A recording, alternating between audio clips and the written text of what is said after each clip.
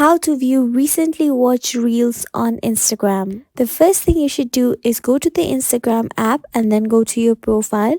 Here on the top right corner, you can see three horizontal lines.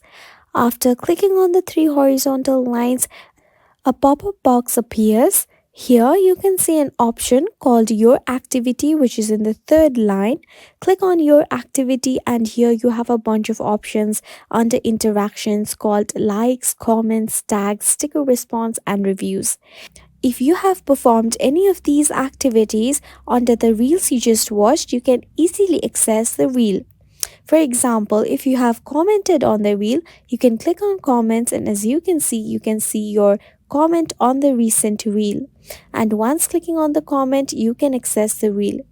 This is how you can easily view recently watched reels on Instagram. We hope this tutorial helped you. Thank you for watching and do subscribe to our channel for more such useful videos.